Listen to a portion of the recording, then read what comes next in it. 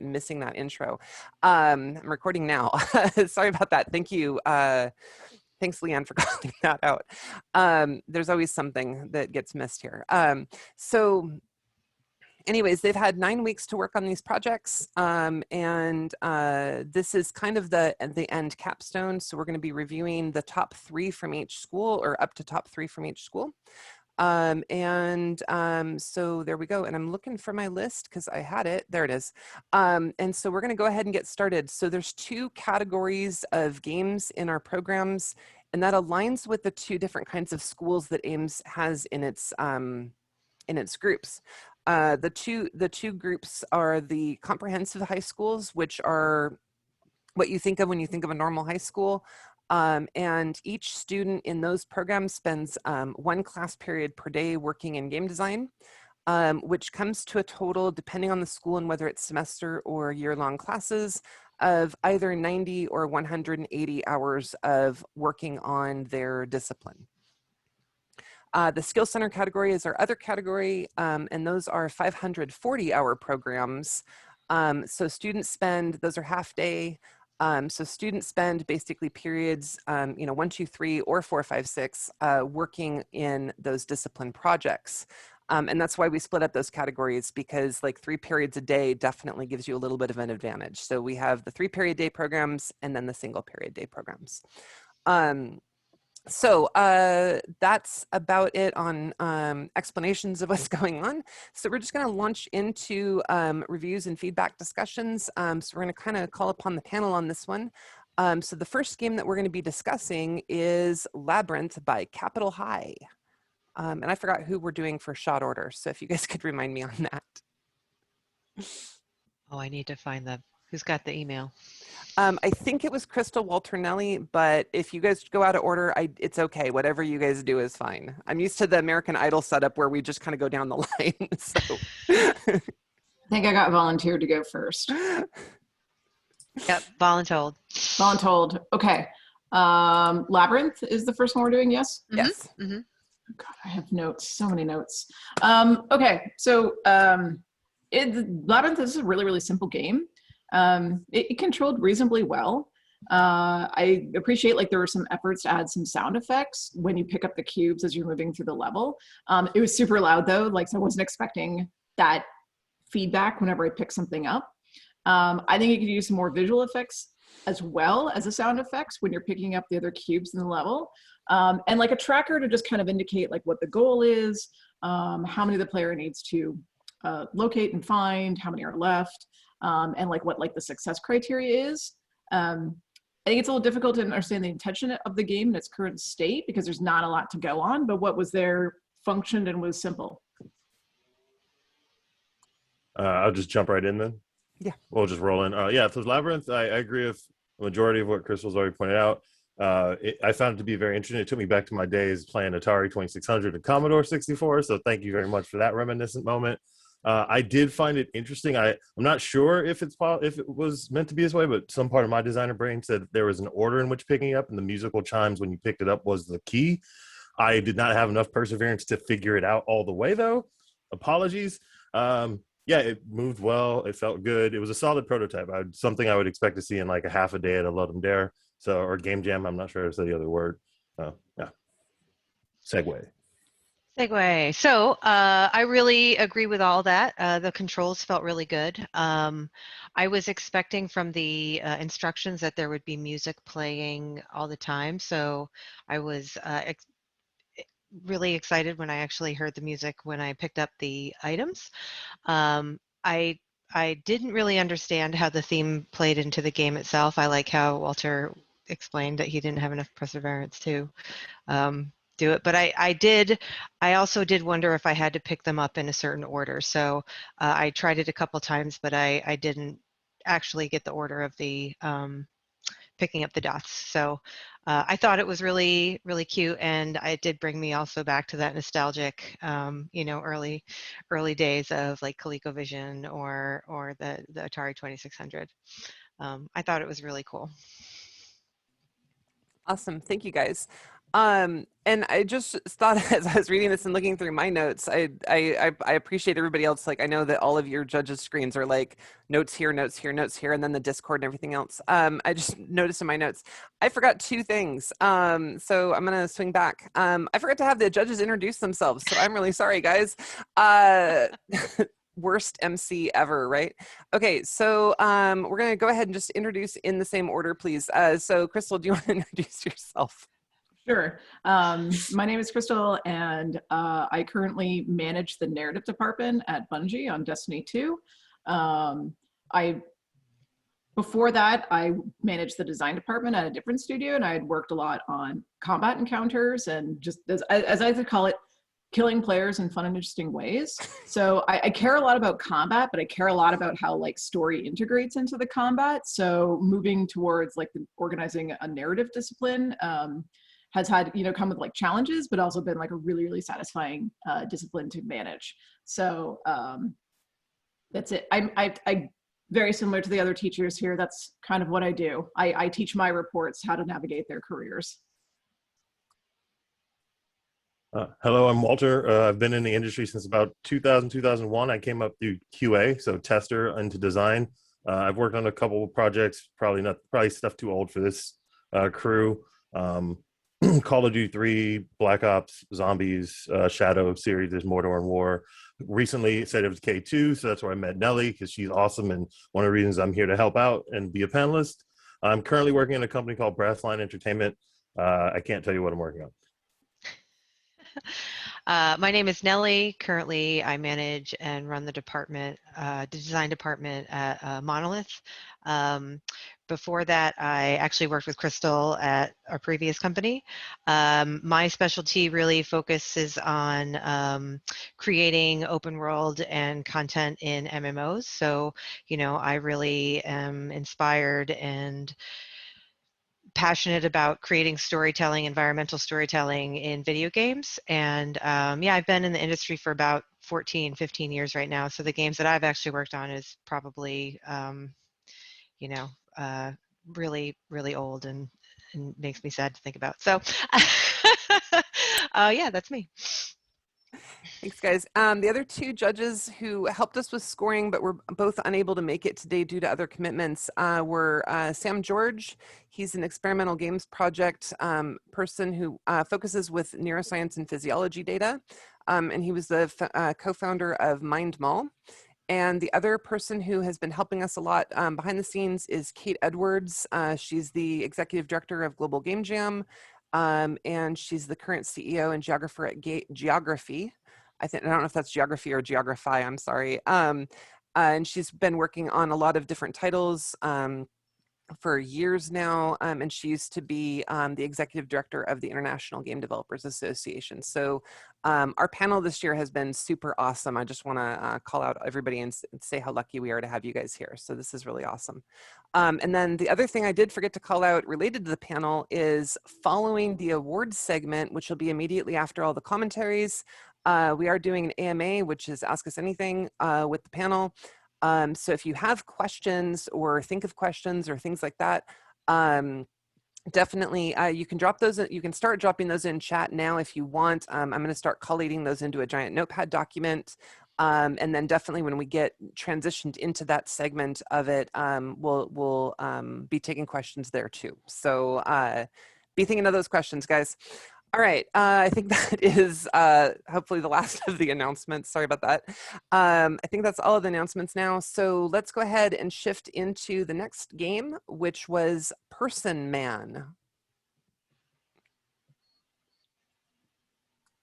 Okay, Person Man. So in general, moving around the game felt pretty good. I got to the port where you go underground, and like I wasn't expecting the stalactites to fall as I was moving through that terrain. So it kind of gave me a bit of surprise and like an adrenaline rush moving through those areas that I liked. I actually was expecting it to be a puzzle where I had to jump and not touch the stalactites as like things were bats or other things were coming at me. So it was just a nice surprise, and it worked. There were moving platforms, and I noticed that. And the reason why I noticed it is because like there's actually like you'd be surprised at how difficult those are to do in like certain game engines, if like almost not impossible. And they can come with like a lot of drawbacks and like performance issues. So like great job on adding those to the game. And then I got to, there's a boss encounter here. And so some things I noticed were, it taught me about how to like use my attacks. When I was pressing like that, it was missing some feedback. Like when I press the button, I want there to be like an immediate thing that starts happening in the game. And sometimes I was like, I would press the button to do the attack, and there was just enough of a delay that I wasn't sure if I was doing it correctly. And the boss was missing like some UI health to like show how, or like a UI panel to show how much health he had. So I had no idea if I was actually like affecting him or not. And so I remember I was reading the page before like the description of the game, and there was a comment about like all good games have boss fights, and I think there's a lot of games that do good boss fights, but I think some of the best games I've ever played don't have combat at all. And maybe this is just my nerdness coming through, but I think sometimes all you need is a really, really good story to make an amazing game. But overall, this was good stuff. Person Man. Fighting Joe. Very good fighter. Amazing teleporting ability. I enjoyed Person Man. It took me back to days of playing things like Cool Spot and characters like the Noid. It's a very interesting art style. I think it was iconic in its way for doing that. I did like the fact they had multiple levels. I thought that was really cool, kind of seeing the different biomes and stuff. Again, agreeing with most of what Crystal's already pointed out. I think the attack anim is a little slow for when you press the button, a little more feedback, a little bit faster. Solid gray boxing prototyping, in my opinion. I also really enjoyed the jumping in this game. The jumping control and feel was strong. I highly endorse that one. Good alpha, maybe beta quality there. So some of the things I really liked were, I really liked the control instructions on the page itself. I really enjoyed reading the devlog. I like the animation on the title screen, and that sky was really blue. That was a devlog note. I really like the messaging. The press Q to heal when I got the threatened game. I thought that was really good. I did want to see more bad guys. Let me use my skills more, not just as much jumping. I really wanted to see some ice spikes after the first elevator. Not seeing damaging things to you. My notes are really bad. Was a little, I just kind of was like jumping blindly, and so I was like, oh no, am I going to hit it? And so I got a little confused. And I agree with the boss fight messaging. I didn't know if I was hitting him or not sometimes. And I wish I knew a little bit more of the backstory of what the guy was doing. I don't know if I missed that part. I may have. But overall, I really loved the game. I thought it was really fun to play, and I thought it was really good. And I agree with the moving platform thing. I got to those and I was like, wow, because I've tried to do that in certain engines and it's just failed miserably. So yeah, it was really great.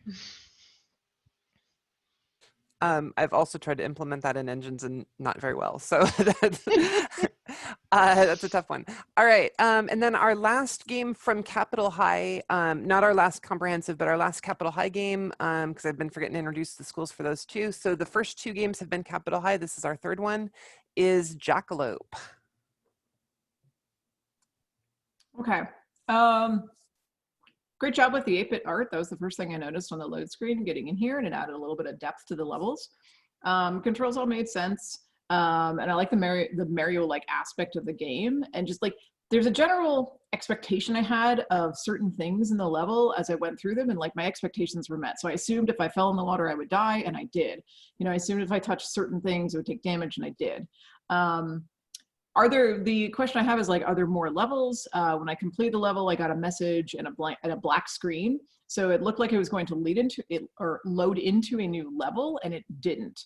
So just like some extra feedback there, but what's happening is really useful to players. I think it's pretty standard nowadays where if you're going into a load screen, there's like a little animated piece of art in the corner, and that just kind of helps the player understand like, hey, we're still loading, like your game, computer, or console hasn't crashed, just be patient. But otherwise, like, it's good stuff. Walter? I feel kind of bad now because I didn't realize the level ended. I think I ended up breaking it every time I played through it and got to a point where I didn't know what to figure. I couldn't figure it out. I agree with the art layout and the look of the world. level design was very apparent to me in this one. Like Crystal pointed out, water and spikes and stuff stood out, and I understood what they were, almost like a foreground background thing from old school cartoons. I enjoyed the animation. I enjoyed the character. I thought it was really cool. Gave me a little bit of like a, is it Forest of Nim feeling almost. Maybe Watership Down. That might be a little too violent for what the Perseverance idea was. And again, a good jump mechanic. I was really happy with this one's jump mechanic as well. I also love the art style. I thought it was, I wrote super cute art style with an exclamation point in my notes. And then I also wrote jumping platforms, wee, in my notes. I did get to the end and I got to a pit and I got stuck, so I wasn't sure if that was intentional or not. I thought the animations were great and the messaging was good. I did wonder if there were like, I wish there was messaging on some invisible platforms within the trees that I was standing on. But there was, I just thought it was great. I thought overall, I really loved the art style and I just thought it was super cute, so. Awesome. Thank you, everybody. So that wraps up Capitol High's games. The next game is by Skagit Academy Ravens. It is Roll Over Red Rover.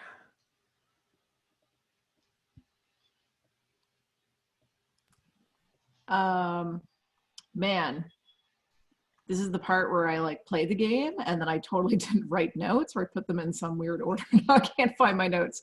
Okay. Do you want me to go, Crystal? Yeah, you could totally go first. I'll write down something quickly. Thank you. Okay. All right. I thought this was a well thought out theme. I thought the controls were great. I love the rotation mechanic. I thought it felt really good for the vehicle itself. I thought the timing of the waddling aliens were well placed.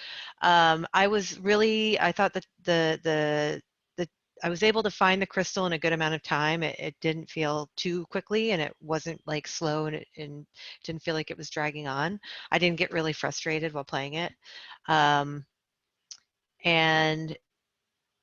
okay, I already said that I thought the theme was really well thought out. Yeah, this was a great game. I thought I liked the top down. The aliens to me, I don't know why I thought they were so great, but like just the waddling animations to me they made me laugh when I saw them. So great job. This one was awesome. Walter? So the first thing I'd like to point out is the UI indicator of where the next crystal was. Took me a little bit to catch that, but once I did, I got it. Maybe make that a little bit bigger. This game took me. They didn't have shakies where I was growing up when I was a kid, but they had places where you can go and get that like tabletop game and you like Pac-Man or something. It felt like Asteroids reused, so I just chef's kiss on that because it took me back. It gave me a good feel. Love the music, solid controls. It just felt like Asteroids to me. I thought it was a solid game loop. There were levels, it moved on. And there was something bugging me about this game. And it took me like 48 hours to come up with it and finally figure it out because I was like, what does this have to do with theme? It's a dad joke, so slow clap. Mars rover, Perseverance, I woke up at 3 a.m. just like, oh my God, that was genius. I'm going to stop gushing now. Okay. Combat and game felt really good in this game. Like moving around felt really good. I like the theme. I think I caught on a little sooner than Walter did. I was like, this makes sense. The game was a little punishing. Like you only had you couldn't really take damage and then you would just die. And then you felt like punished overly more than I would like for an introductory level into a game. The compass was super useful, but a little overly mandatory in like playing the UI aspect of the game, because without it, there weren't any distinct landmarks or other ways to figure out like how to get to the crystals in the game. But it was super useful and it served its purpose and got the job done. Awesome. Thank you. So that wraps up all of the comprehensive games. And that's definitely a smaller category. There's a lot more on the Skill Center side. I do want to call out, thank you to Linton, yet another thing I forgot there, for posting links to the actual games themselves. So what we did for this year, as we did with last year, is we had every single team set up an account, or set up a game on itch.io. and we had them join the Showcase Game Jam. So the link that Linton has posted in the chat is a link that would allow you to go in and play not only the games that we're talking about here on the that are the finalist games, but also the semifinalists, runners-up, etc., from their own local schools. So definitely give those a try. A lot of them are actually WebGL, so you can just play them right online. And then the ones that aren't definitely have download links and you can download and play. So definitely check those out. And I guess I'm going to pretend I'm a YouTube streamer here.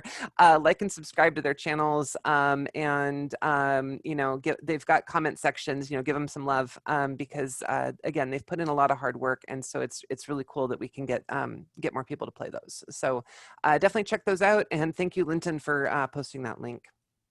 All right, next category that we have is the Skills Center category, and again, these are the 540-hour classes.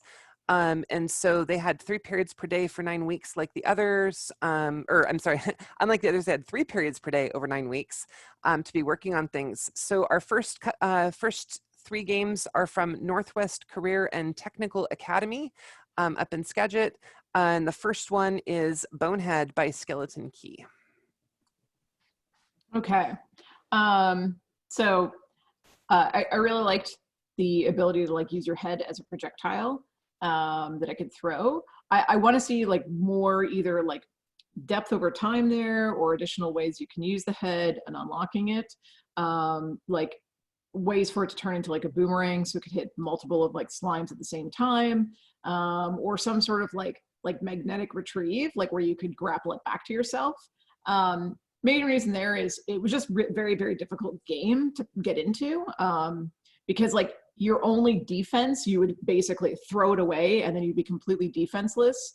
And so you could get yourself into like some really difficult situations like very, very early where the head ends up in a cluster of green oozes and then retrieving it is very difficult and you're vulnerable when doing so. And I think like those situations are totally okay once the players have more time to master the game, but it can be a really frustrating experience early on. So like levers you have that you can, you know, pull to like solve this, you know, spreading out your creature placement and density, you know, offering more opportunities for the player to master the combat slowly before they get to the boss.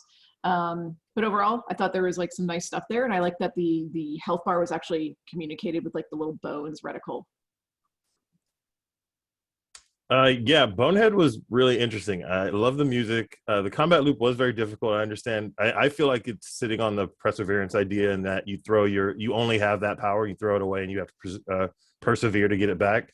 I agree. It was very difficult, and it took me multiple runs to get to the boss. The boss was fun. I did run into some issues with the head not always doing damage, or I couldn't tell if the head was doing damage. I definitely had a couple that almost felt like misfires. Made me think of Bonk and Mother, or whatever the actual American title for that RPG is. I can't remember off the top of my head. I feel like Bonehead has some legs. I could definitely see that being moved into something like an alpha, maybe even a bit more of a vertical slice. Movement was solid, and I never beat the boss, so I failed you in that sense.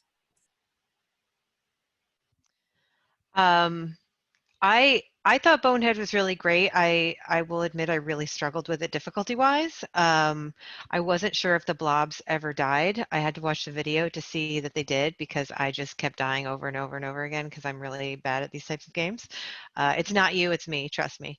I would suggest maybe adding like a UI bar at the top of, like a health bar maybe at the top of the blob's head, just to let you know if they're taking damage or not. I was able to kind of just run past them all and get to the boss. Maybe add like a door to have to clear out the room, or for a lock and key idea.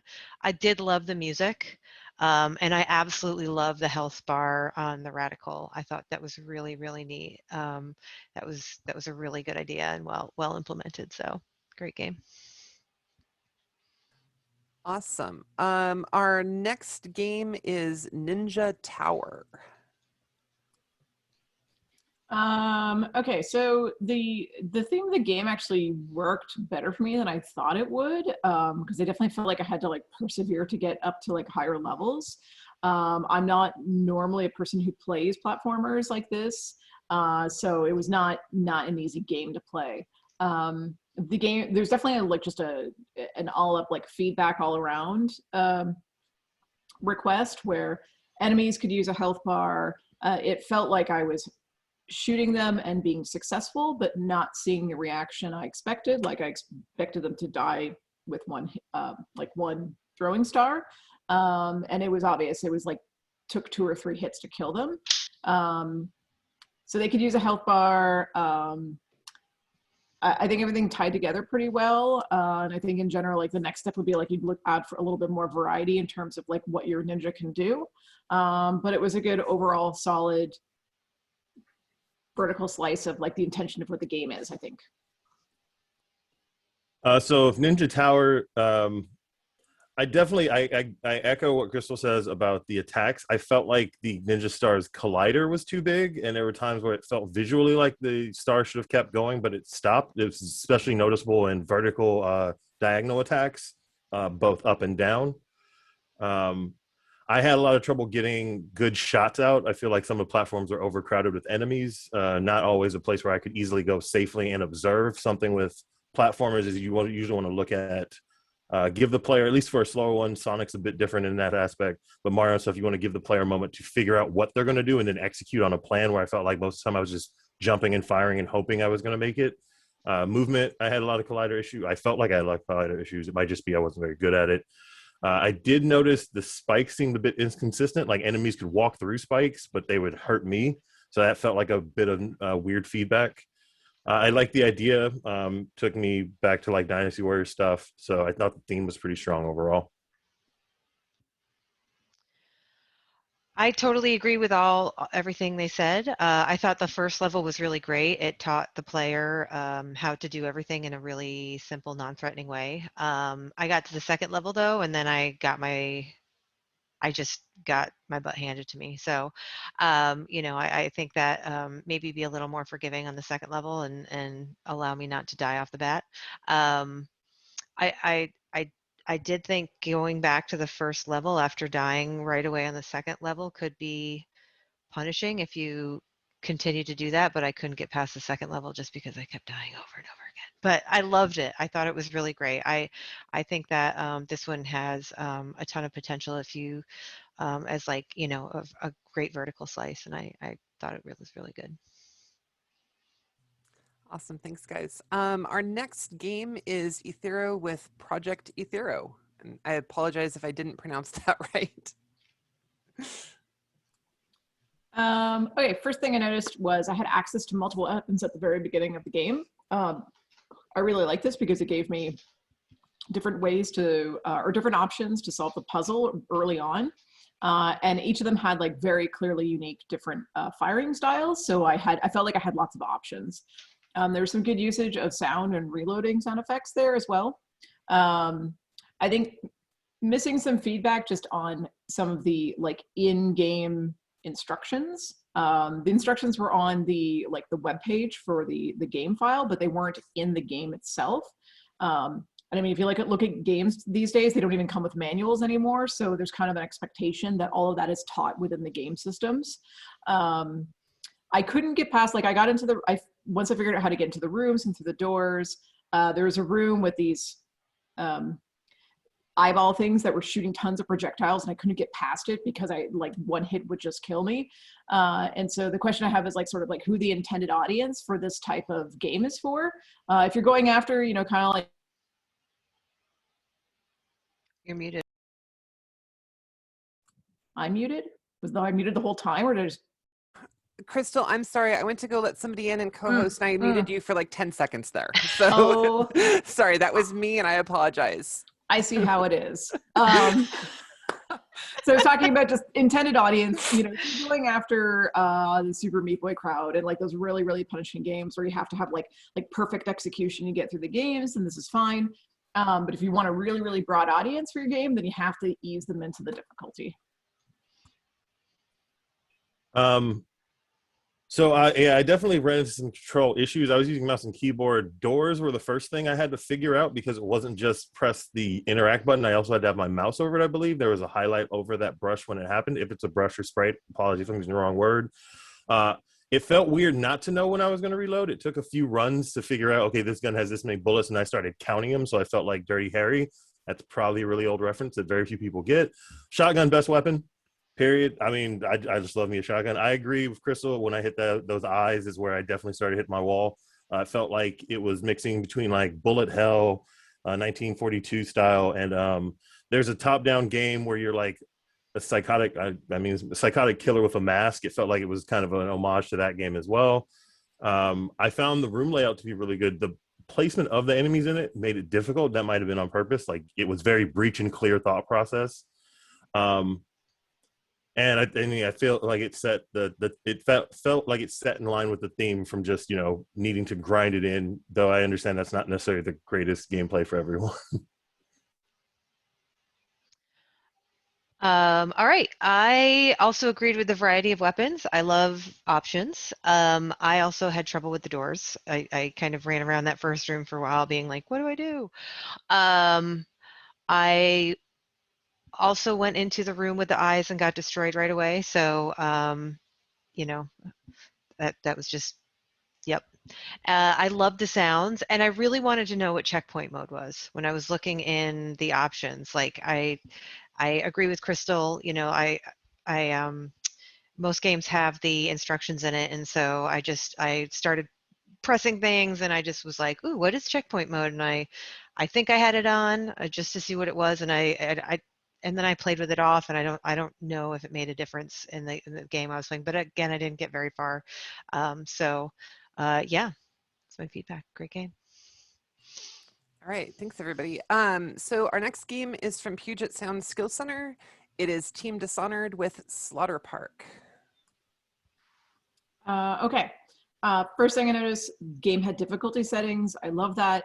I'm the type of player, like I don't have a ton of time to play games anymore. So I'm often going to play on the easiest mode or an easier mode just because my goal is really just to experience the game and I want to get through the entire thing and in a reasonable amount of time. So I don't want to spend a lot of time actually like having to figure out how to solve combat puzzles or really difficult encounters. I like some amount of challenge. So I really appreciated that like right away. And that was the first thing I noticed. I ended up playing this game for quite a while because I just enjoyed exploring the area.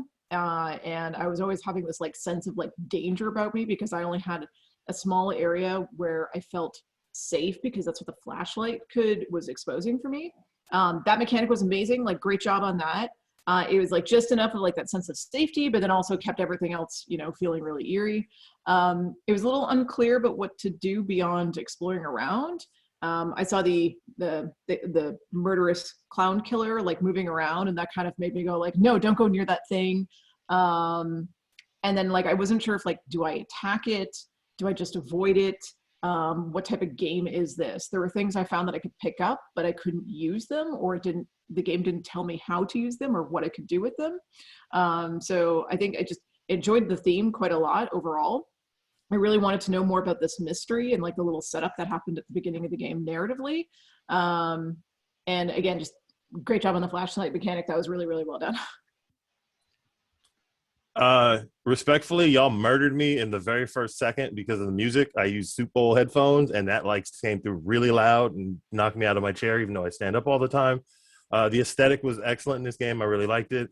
I think I might have been playing on a weird build. I kept breaking the flashlight. It would get stuck in one direction and then only move when I would move, and then would sit in that one direction. If I felt like it happened when I touched the box or I ran up against the box. The areas were really cool. I felt like, again, the aesthetic was there. Like I was like, okay, it's bringing me in. I'm feeling it. I'm giving myself into my sense of disbelief. I ran from the clown. Didn't feel like I had any weapons, so I wasn't getting near Pennywise. I keep making old references. I feel like sprint only worked once for me. And one of the biggest things was in this game, and it's in a few of the games, so I'm not trying to take away from anyone. I love when people put credits in. Take credit for your work. Like you should. That's a really cool feature to always have, in my opinion. I too had the same issue as Walter with the flashlight. It got stuck down for some reason, and it worked eventually, but I I love the storytelling in the beginning. I got really into it. I didn't totally understand the mechanics of how to play the game, but I liked exploring the area. I thought it was really super creepy, so I kind of kept walking around. And then the clown found me, and I just was like, "Oh my God!" I didn't know what to do with the clown other than just be scared of it and just try to avoid it. But I thought it was a really cool theme, and yeah, I think it's got a ton of potential. Awesome. Thanks, guys. All right. So the next two games are both from Seattle Skills Center. And the first one is Cam Now. Okay. So played through the game. It was really, really simple. And then I went back and watched the video explanation for the game. So I can kind of see what you're trying to go for. I think there's a basic mechanic and it works. But it just needs a little bit, it needs another layer to it. So the prototype version of the mechanic works. Now add additional layers for the vertical slice. So if the first level is just knocking stuff off the desk, add another level where it's knocking more stuff. Then add another level where it's, because like in the video you explained, it was about, oh no, I have a Zoom meeting and people are gonna see how messy it is, so I gotta clean everything up. Okay, so add another level where there are baskets under the desk, and then the goal is to just like knock stuff into the baskets to clean it up.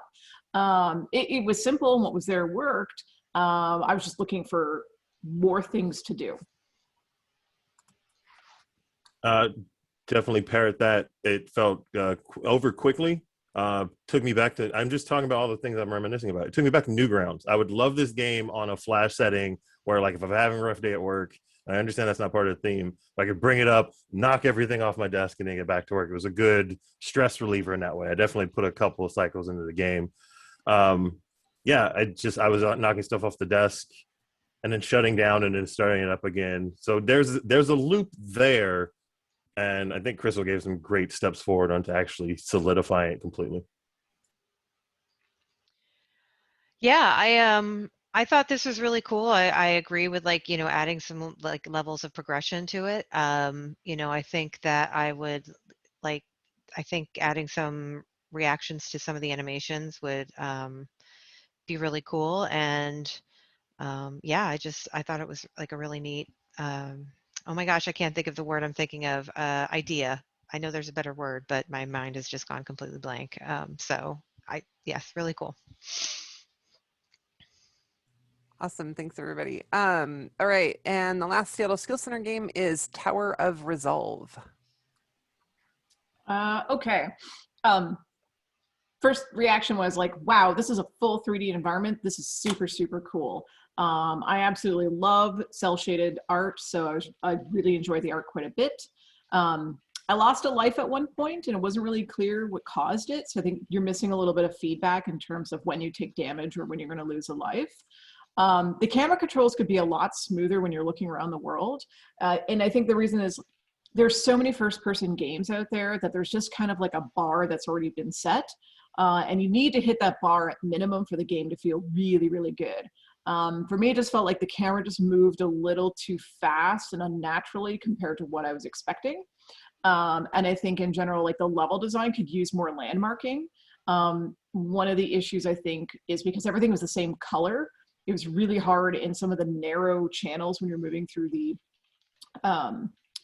chasms to figure out, like, do I go left? Do I go right? And then when you go down the dead end, you're like, wait, where did I just come from? So you need more landmarking to like kind of help players figure out where they need to go next. I think in this case, like a compass could have really helped, or some sort of like marker system that shows up like in the game world to show the player which direction they need to go. Even if the marker system is showing the direction of the objective, I think it's okay for players to wander around the beaten path, the off path, looking for treasure.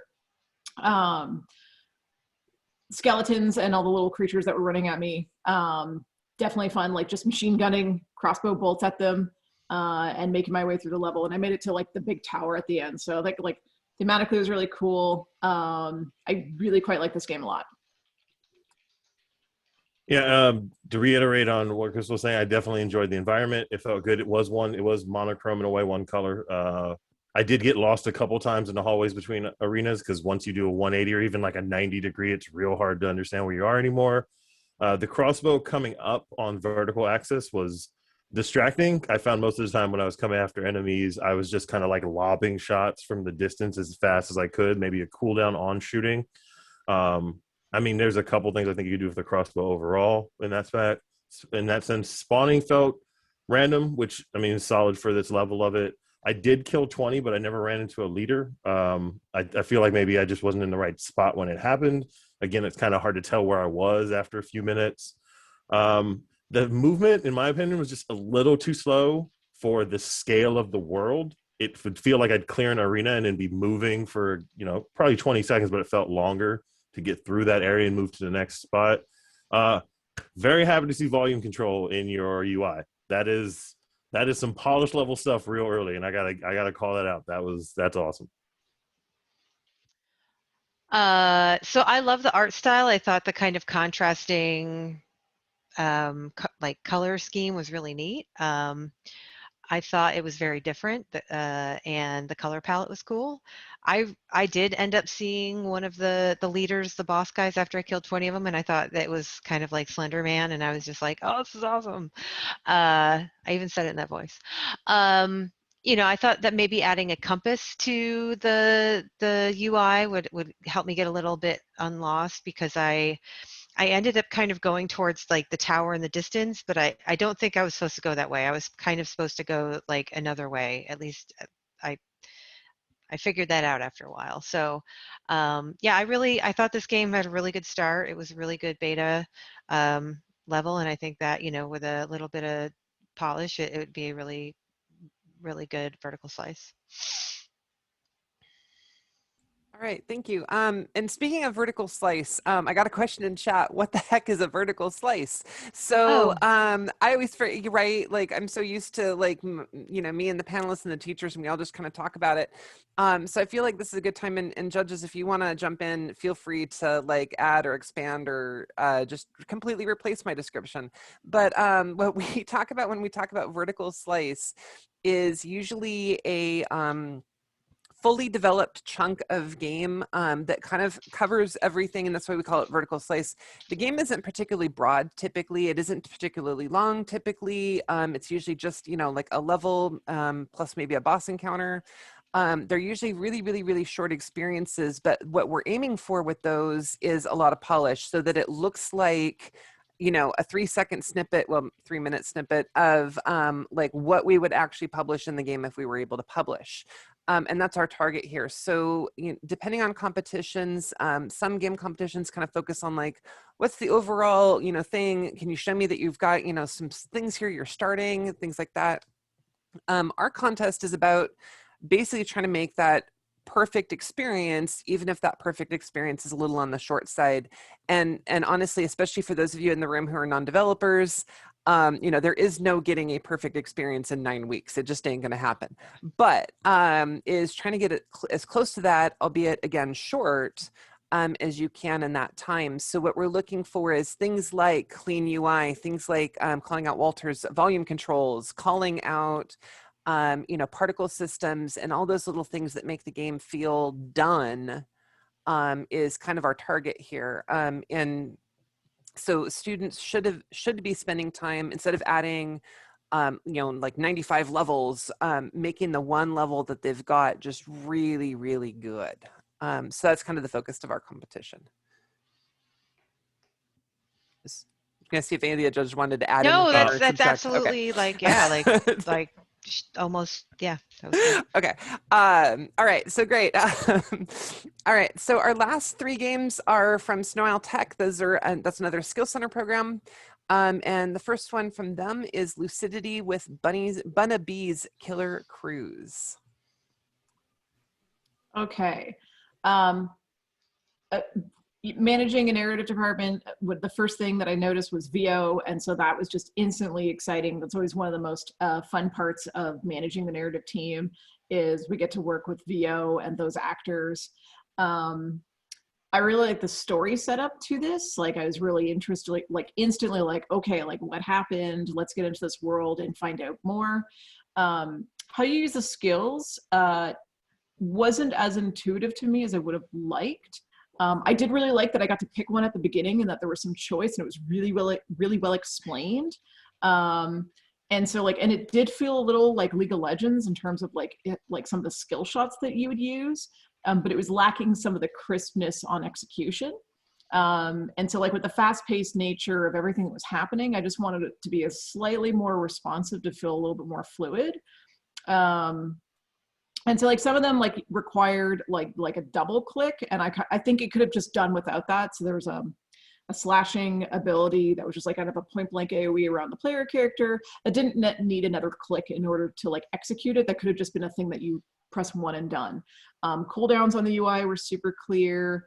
I didn't actually realize there was a spammable slingshot button that wasn't actually explained. And so there was like the directional one that was on like the Q hotkey, and then there's one that you could just spam with the mouse. I thought there were really only the 4 abilities, and so I'd spent a lot of time like running around waiting for abilities to come off cooldown until I think I just accidentally clicked on a thing. I was like, oh, I have another like a spammable attack. Okay, that's good to know. Again, huge effort here to like tell the story and all the events that led it to Bunneby getting stuck on the island. I actually really like the environment it was placed in the arena, because there were objects I could use to my advantage to like either like line of sight creatures or, you know, intentionally get them stuck on things so I'd have an easier time killing them. But it was nice having strategy and some ability to do other things. That's interesting to me, because like I definitely didn't pick up on the cooldowns. It took me a few rounds of death to pick up that I had cooldowns on those skills. I don't play a lot of League of Legends though. That's not the type of game I play normally. I found movement to be a little wonky at times and spawning to be very wonky. I died 2 or 3 times getting pinned right up against a tree by things that spawned right next to me, and I had no way out to do anything. This is also before I got the skill, using the skills down well. Same issue. I didn't know there was a spammable slingshot, so I was just running around. I was like, oh, it's kind of like Bonehead in that way. That said, the intro part with actual voiceover and a full story that got me in like that, marvelous. Like it was like reading the back of a book, and I'm like, yes, I'm down with this. I feel this. This game drips in its aesthetic, and I love that. Like when you just lean into what your thing is and not care. I highly enjoy that, and I think that's quality just design work overall. I got to call out some other things. Cutscene again at intro, love that. Pause screen, I could quit from in-game. These are all little quality of life things that most people don't think about till later in their project. To have that early shows me a depth of understanding, personally at least. Yeah, I thought it was a game very comfortable in its skin. I love the art. I love the music. I wrote, oh, my OMG intro. I did love the VO. I thought the animations were really smooth. I thought that the UI was really great. You know, and I did get a little overwhelmed with all the moves just because I am not a League of Legends player. So that's just me. But yeah, this one was great. I really thought that this one was awesome. But yeah, I just the VO and all the added polishes and stuff. I just thought that this one was really awesome. All right, thanks, guys. And quick call out, VO. Oh, VO, sorry. No, I gotta just making sure that everybody knows what stuff is. VO is voiceovers. So so there we go. I realized when people started asking me about vertical slice, I was like, oh yeah, there's some non-industry people in the room. So just wanted to make sure we get those shout outs in there. So all right, our next game is Depresso Espresso with an Opportunity. Okay. Really like the art style. I like 8-bit art, and there's a lot of depth to the level of detail that went into the art for this. Super eerie intro, great job setting the mood. That mood was reflected through the entire game, through the art, the environment, the music, and it tied it all together really well. Instructions were clear to start. I like the flashlight and the feedback. So there was like the little laser pointer, and then it would cut off at areas where if I touched it, I would take damage. So that was really clear. A really weird thing happened. it does, like, so it showed you the instructions on that, like when you load it in.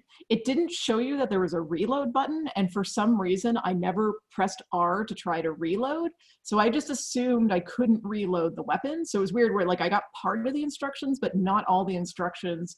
And so like even though R for reload is like a super intuitive button, assume players won't always press it if it's not in the instructions and they don't know. Aranda Todd, oh my God, I laughed so hard. I love that character. He just reminded me a lot of like Failsafe and Destiny. He was really, really great character, really great writing here. Difficulty overall of the game felt like higher than I would normally, than most games I would normally get into. So I often only succeeded through multiple failures, and I was learning a little bit along the way, and I think that's okay. Like, I think it's okay for players to learn through failure as long as they understand, oh, okay, this is why I failed, and this is what I have to do to overcome that the next time.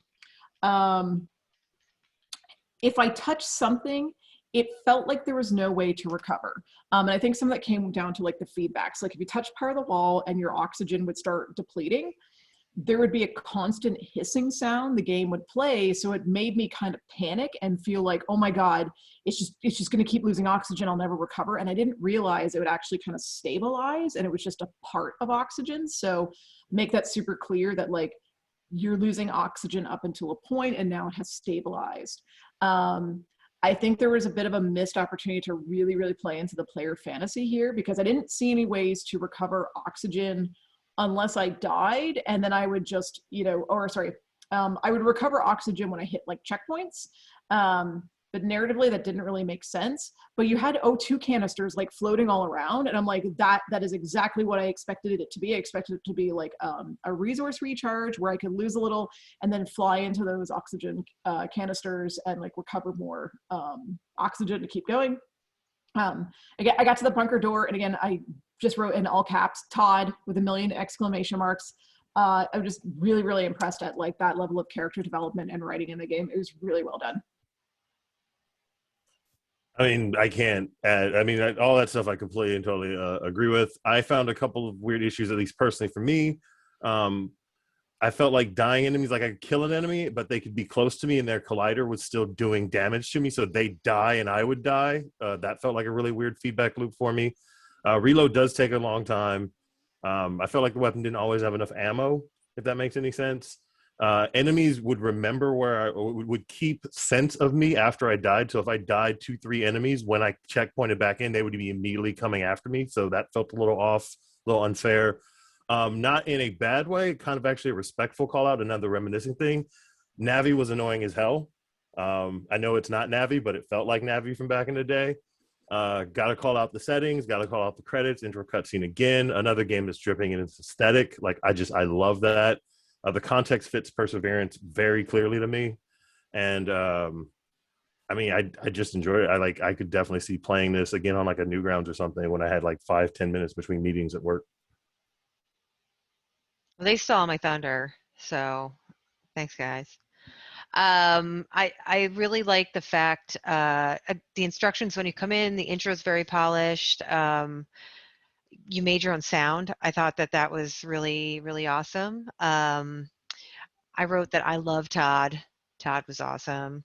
I think that you approach the bipolar subject really well. I think that you can kind of, it's a sensitive topic, and you did it in a respectful way.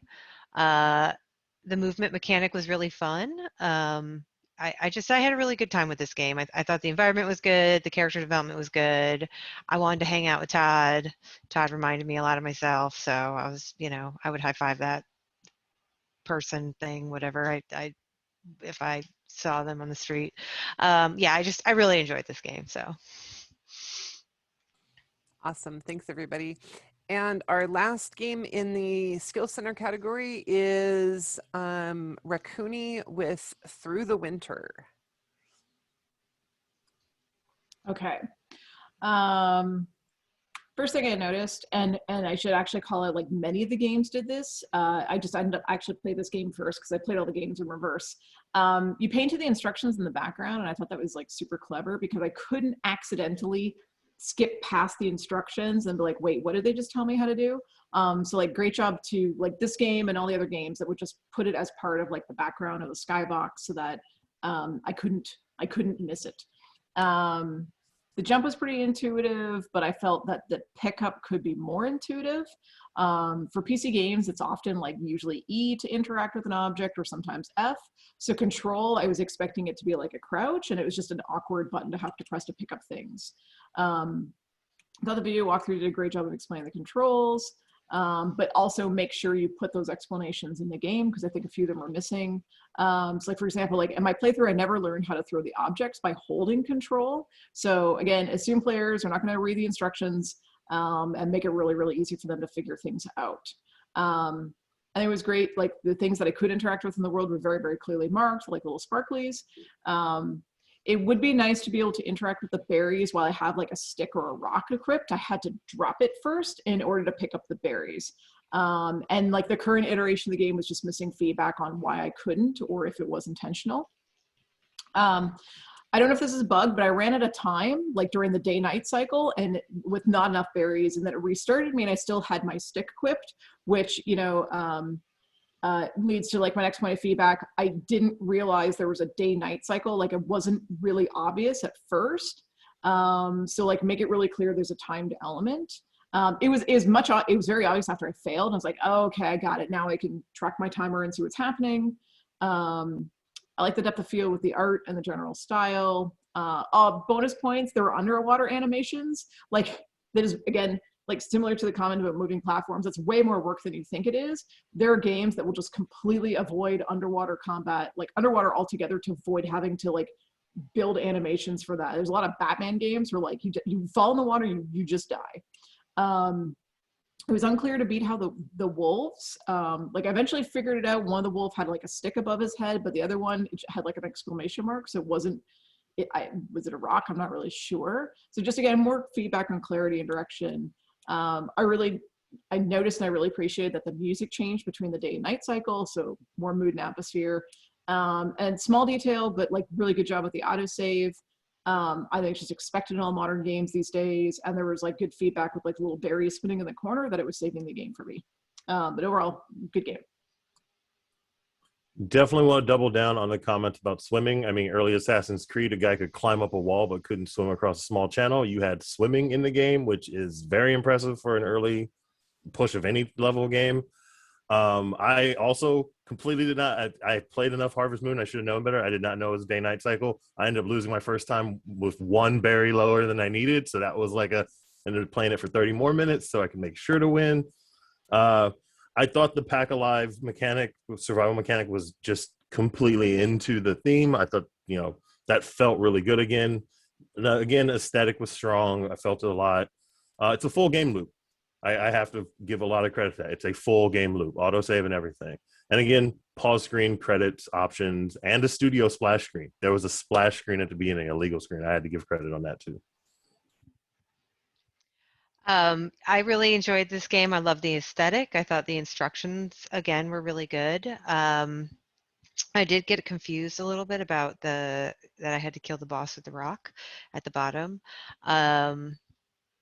Another piece of thing I got a little bit confused on was some of the environmental messaging. I would get somewhere and something would pop up, like where the pack of wolves, but I would have loved just to kind of see something in the background that kind of pointed me towards the pack of wolves.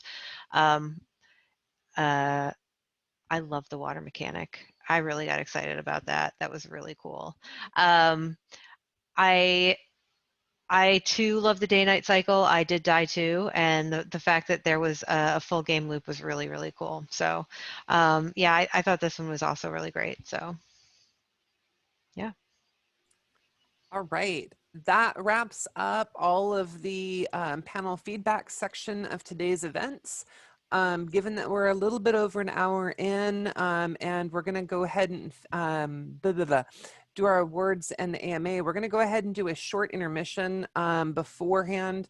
So what we're going to do is we're going to break until 2:15. But before we do that, what I'd like to do is just have everybody, I don't know, virtual applause reacts or something, recognizing students, the panel, teachers, parents, everybody. Just, you know, thanks everybody, and you know, fire off your reaction of choice and call that good. So thanks very much everybody for the hard work you've put in on your various fronts. So thank you so much. So we're going to pause now until 2:15. So if you want to go get up, get a drink of water or whatever, something I've been commenting on Zoom all year long is these long Zoom calls are not necessarily good for your health to be sitting here long periods of time in a chair.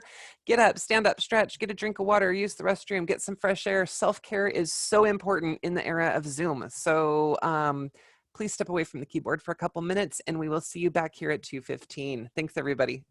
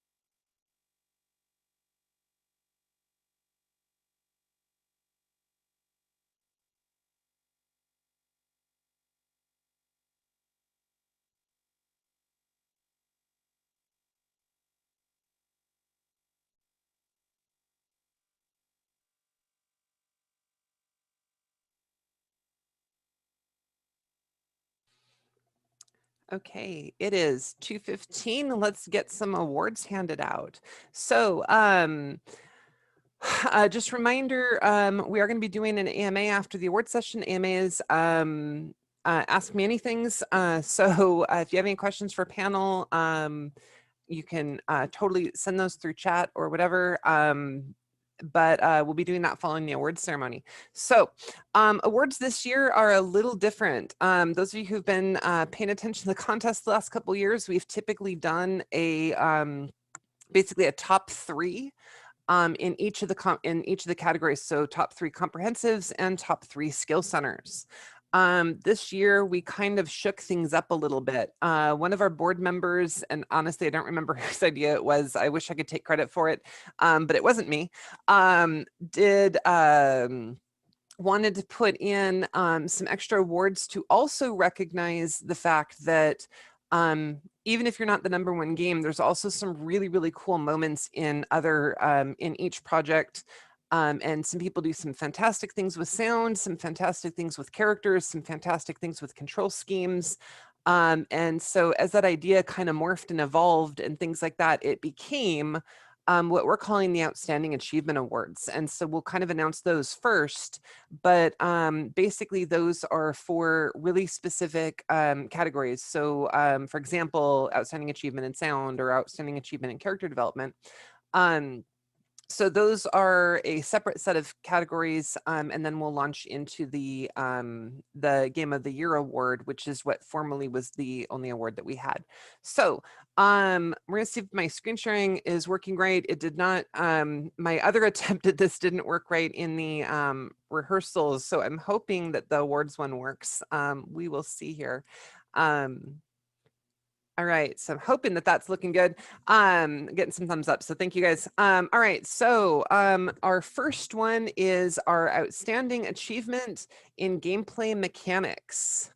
And that is going to go to Depresso Espresso for an opportunity. So nice job, guys. All right, our second one is Outstanding Achievement in World Building, which is also going to Depresso Espresso for an opportunity. Nice job. Our Outstanding Achievement in Art, also Depresso Espresso with an opportunity.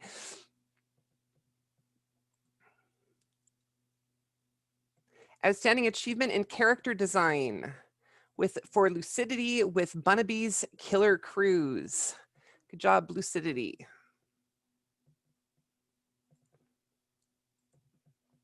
Outstanding Achievement in Unique Perspective, Skagit Academy Ravens with Rollover Red Rover.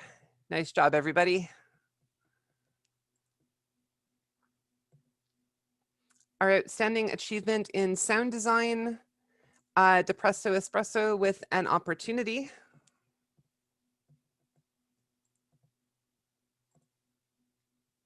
Outstanding Achievement in Control Systems, Skagit Academy Ravens with Rollover Red Rover.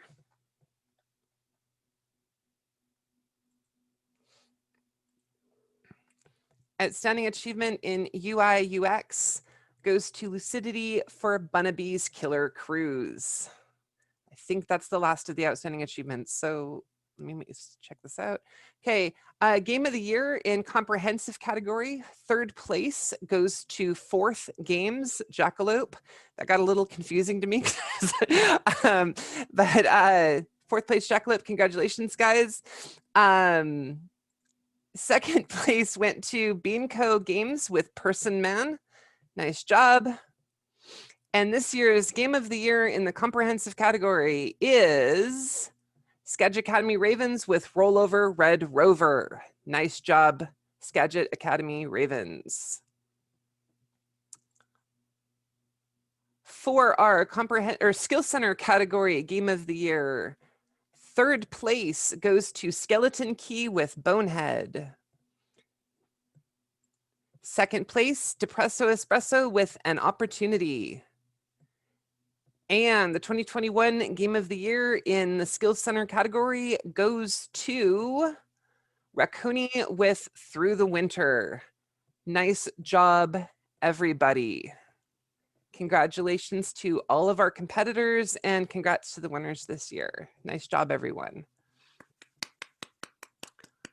Okay, I'm just surprised that that whole thing worked. That's fantastic. Okay, anyways, tech challenges are tech challenges, and despite a year of Zoom, we haven't necessarily gotten better on that. So give everybody a hand for awesome games this year. Thank you so much for cool creations.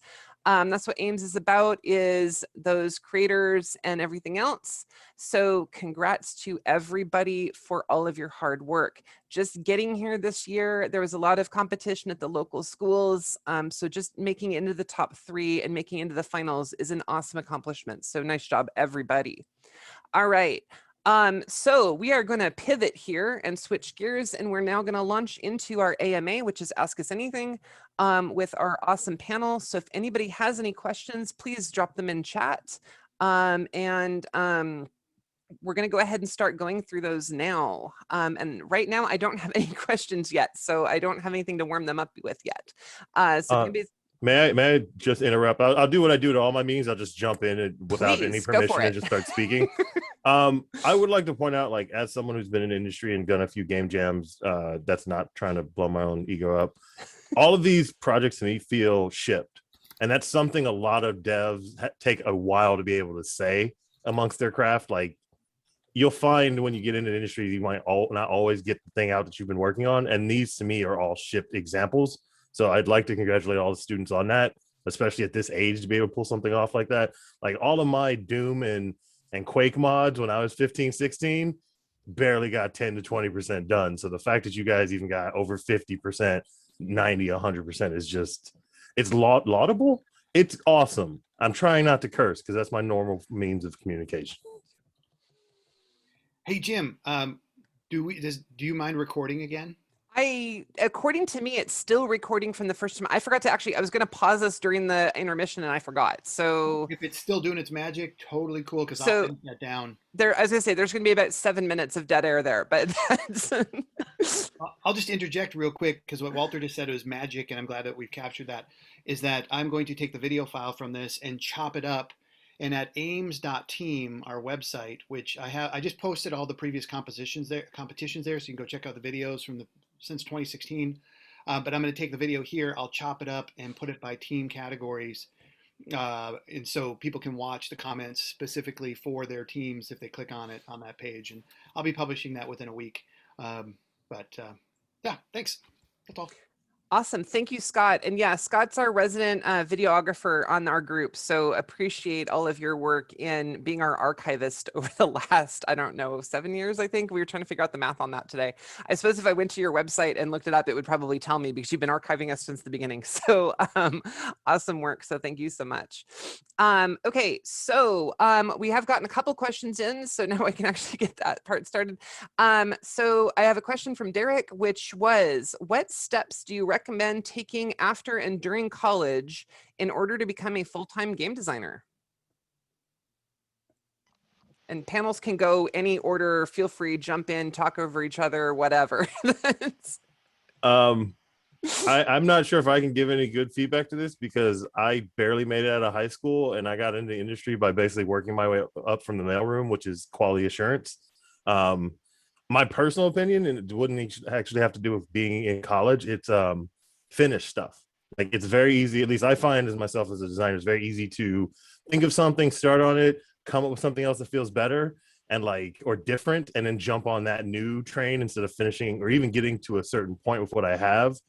And just understand that no disrespect, it's gonna suck for a long time. I mean, I've shipped stuff that I still think sucks, but people tell me it's really good and I should shut up because my previous design manager is gonna give me crap if I keep talking mess about myself. Stop it, Walter. No, and I totally agree with that. I would say pick one or two portfolio pieces that you are really passionate about and really make them shine. It's about quality over quantity.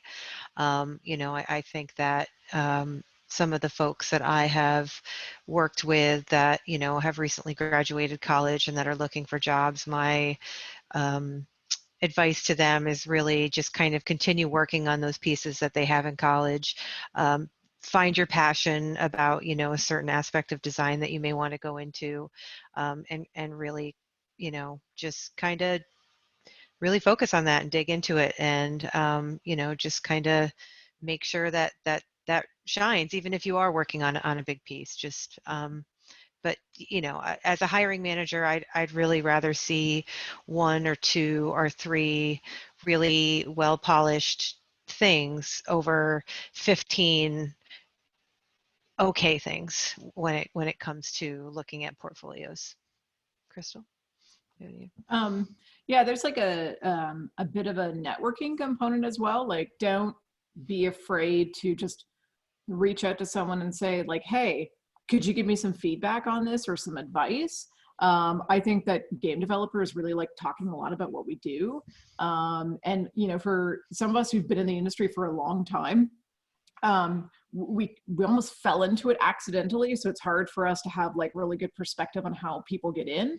But for people who were willing to say like, hey, could you look at this thing that I did? I'm going to remember you. And then if I see your resume come in later for like an entry level position, I'm going to be like, hey, we should talk to this person. And also echoing like what Walter said, like showing finished stuff is just, it's just invaluable, because it means it demonstrates to us as like hiring managers that you're willing to go through an entire cycle, like concepting a thing, building it, polishing it, bug fixing it. Even if it isn't the best thing, it doesn't matter. Finished ideas are always better than in progress ideas. Awesome. And I just want to add in, just kind of piggybacking on all that. I've been hiring people lately for some projects. I'm going to also add, like, post your stuff. Okay. Like, take advantage of that social media. I typically, my business is very, very tiny. I wish I was Monolith, but I am not, or Bungie or any of your guys' companies. I run like the tiniest game studio in the world. But typically what we'll do is, like, if we're looking for somebody, we're just kind of keeping an eye on social media. I've hired my last 3 artists based on LinkedIn posts. And it was just, here's this cool thing I'm working on. And I'm like, that's exactly what we're looking for right now. Do you want to come hang out with us? So take advantage of that social media, build up that art station. You know, art station isn't just for artists. I realize that it does get used for them too. Build up on the programming side. I just blanked on the name of it, but it's where you post all your game projects. And GitHub, thank you. I lost it midstream. I had it when I started that sentence, but yeah, GitHub, things like itch.io, things like that, just be publishing so that people see it. And then when somebody like Nelly is looking at your interview or looking at your resume, or somebody like Crystal's looking at your resumes, being able to like post and be like, here's my work and you can download it and play it, you know? And that's just really, really important. So you know, those are big deals. Okay. So let's see here. Our next question, we had a question about an opportunity. Do you have any critiques on the boss fight? That wasn't mentioned, and I was curious of your thoughts if you got to it. That's a direct quote. That's Which boss fight? An opportunity. The game. There's an ugly Spider boss. There we go. Ugly spider boss. I don't know if I got to the spider boss. I mean, I encountered a spider boss a couple of times. I think with an opportunity, I'm not sure about this. This might be me projecting a little bit. It felt like whenever I'd hit something, that jet of air that was coming out of my body would continue to give me directional push. So that made a lot of the things later in the game harder for me. So I'm not sure if I can give good feedback on that boss. Okay. Oh, go. I just kept, yeah, no, I same thing. I'm going to echo Walter. Yeah, sorry. Gotcha. No, that was fine. I didn't know anybody else was going to comment on that one. Okay. From Mick, is being great at one thing in the gaming industry being good at multiple things? So like, should we be really, really focused or broad? That's tough. I describe it as, it's kind of described as being a T-shaped designer or an I-shaped designer. A T-shaped designer is somebody that can be like broad, and the I-shaped designer is being, you know, a designer that's good at one or two things. And, you know, I I think that they both have their advantages, right? Like I was definitely an eye-shaped designer for the most of my career, where I really focused on content design, and it was really good in some ways and it really wasn't good in other ways, right? And I think that like it stopped me from getting certain jobs because certain companies would look at me and be like, you know, well, you don't have the skill set we're looking for, but other companies would look at me and be like, she's definitely what we need and we're going to hire her right away. So, you know, I think it really depends of um, if honestly, like, are you looking to go into indie? Are you looking to go into AAA? I think there's companies that are kind of in the middle. I would take actually ArenaNet as an example, Crystal, as kind of an awesome example of kind of being a generalist to work for, like, we got to do a little bit of everything, which I think was awesome. But I don't know. I'm really torn. Like I think it's really what you're passionate about. For me, it was like I was really passionate about one thing, and I think it helped me in my career. But I think you know, Crystal's a great example of a designer who is really good at a whole bunch of things, and I've seen her excel really well at her career. So It kind of depends. I think different studios have different expectations as well. I would say the scope and level of the work that people do right now, and I don't do design work, like I work with the narrative department, is generally pretty specific and hired for specific things. And in my previous studio, it was kind of expected that everyone could do a little bit of everything. Just due to the way that the size of the team and how things were structured. So it wasn't like, as a content designer, it wasn't really possible to make requests for skills of the systems team. You had to have basic understanding of how to build some of those skills on your own. So yeah, it's going to be a little bit different depending on where you go. I think in general, though, you should have a broad understanding of how everything works and how everything kind of connects together, whether you're an expert or not. And that's not just with like design. Like you should have a general understanding of like what sound design is for and how it's used and how music is used, and how narrative works within your game, and how narrative can like tie things together contextually, and like the difference between like a systems designer and a content designer, and even production, like that is the unsung heroes where they never get credit for things, and they're like just understanding what a good producer does and how they can help you is just really, really invaluable. So yeah, there's not really a specific answer. It's just a lot of information, and all of it will be useful to you in some form. Yeah, so going off of Nellie's example of like T and I, I've definitely heard it differently, more of like a generalist and a specialist. So how I started in the industry and what my goals were early on, like after high school in the 90s and then into 2000s, a lot of designers then you needed to be a generalist. You needed to, kind of what Chris was saying, understand everything. In a weird metaphorical way, I'd almost match it to a chef. Like everyone's bringing you ingredients. You need to know how to mix it together. You need to know that paprika does this and pepper does that and carrots cut this way, best boil or blanch that way. I'm not going to keep going down this metaphor. My personal opinion, in certain ways, it has to do with the team size of one axis and then the game on the other axis. I found that smaller studios that are a bit more smaller studios seem to have more generalists overall because you have less people. People have to be more cat dogs. Larger studios like a Treyarch or a Monolith can have specialists and sometimes need specialists, because something like Combat and Shadow, you can't have people dipping their toe in and out of that. You got to have people who are in that pool all the time. I don't know why I'm using so many metaphors today. And yeah, I feel like what you want to do early, as someone who hasn't gone through any of the actual education stuff, start off generalist. You'll start to find what you enjoy.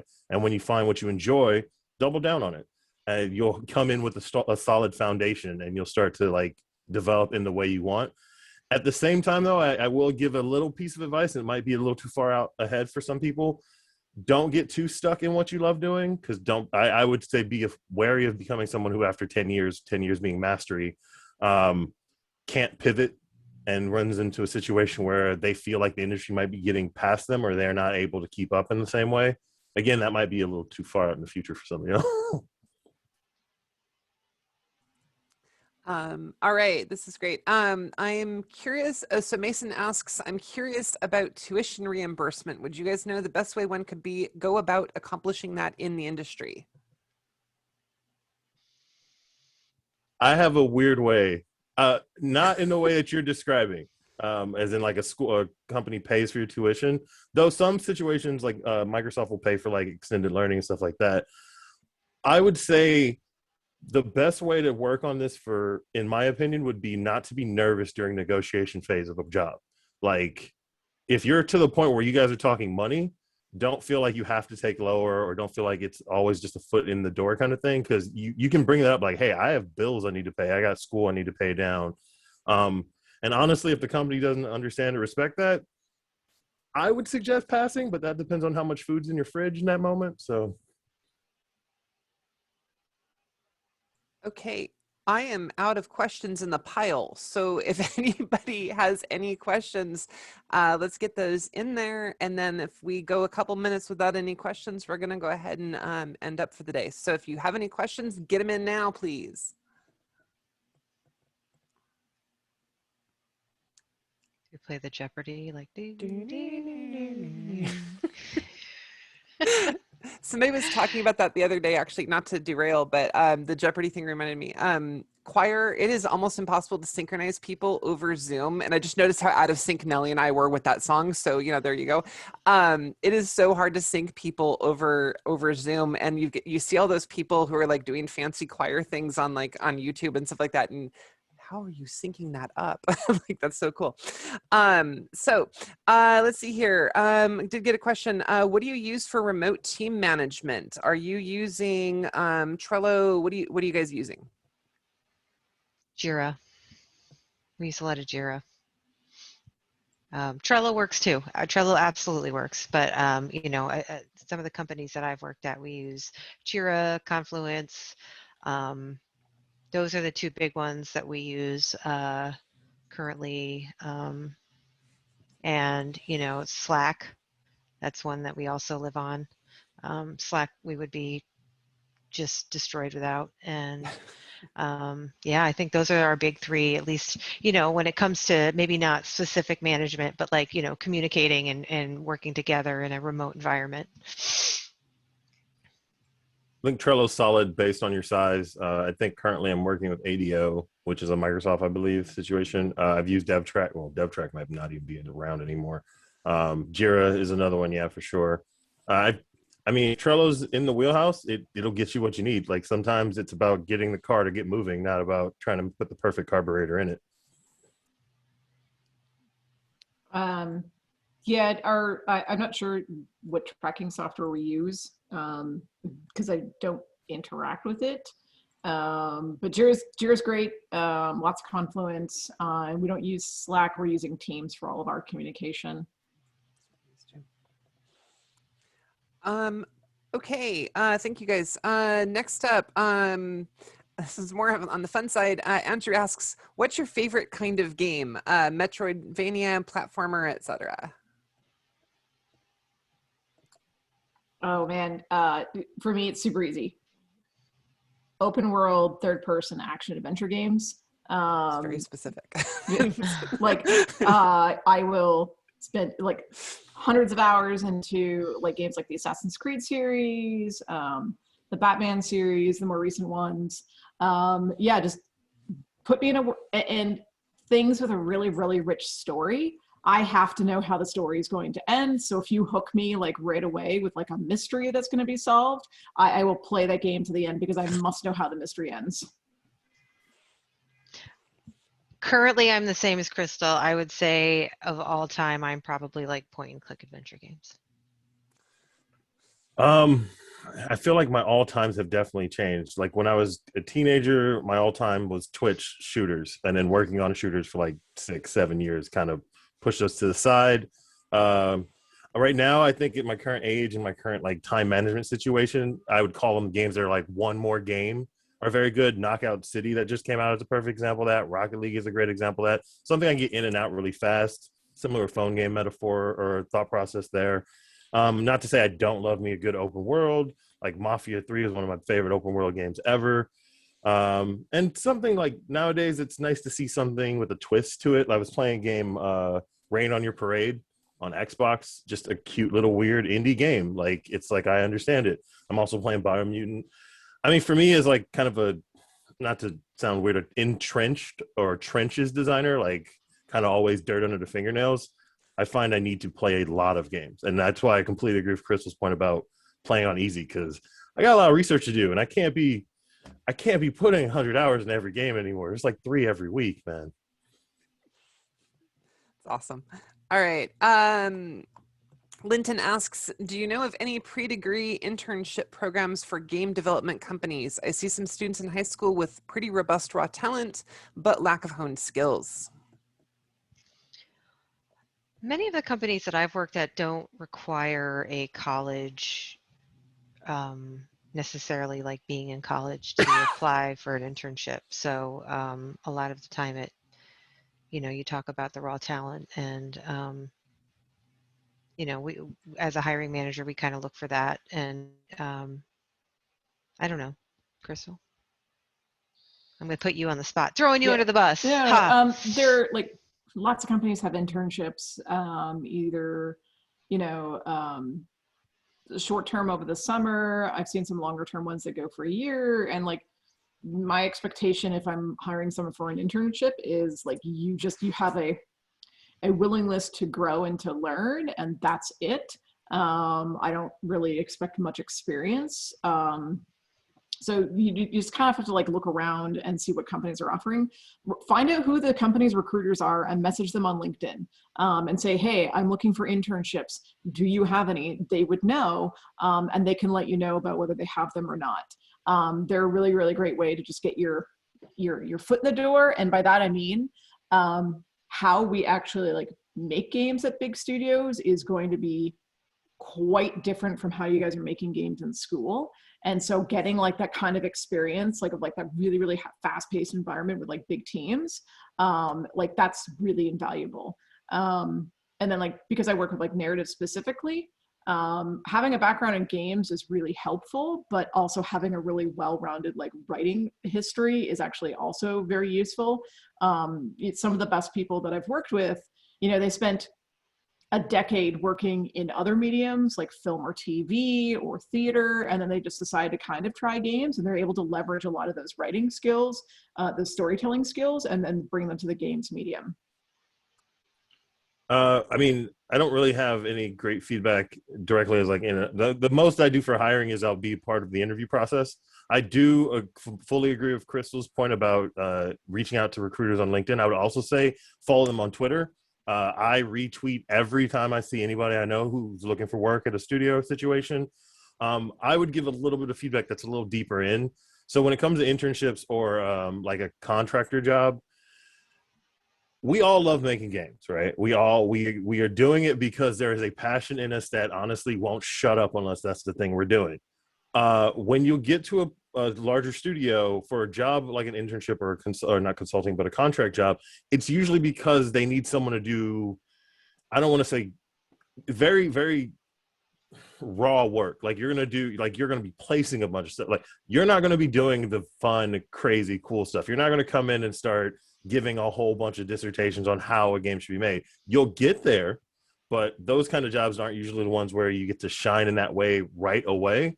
What they are great for, in my opinion, is the networking stuff that Crystal also brought up much earlier. Like some of the people who I've continually given information to or sent their resumes around, when I met them on a contract or an internship job, they understood that the work they were going to do was going to be tedious, but they were passionate every day. They came in with a good job. I mean, we're talking times where, I'm not trying to elevate crunch life in any way, shape, or form, but like you do get worn down, and someone new, it's great to get that energy, but it can also be really grating against you. And so people who understand what their thing is in that moment is making those connections over trying to make that game perfect.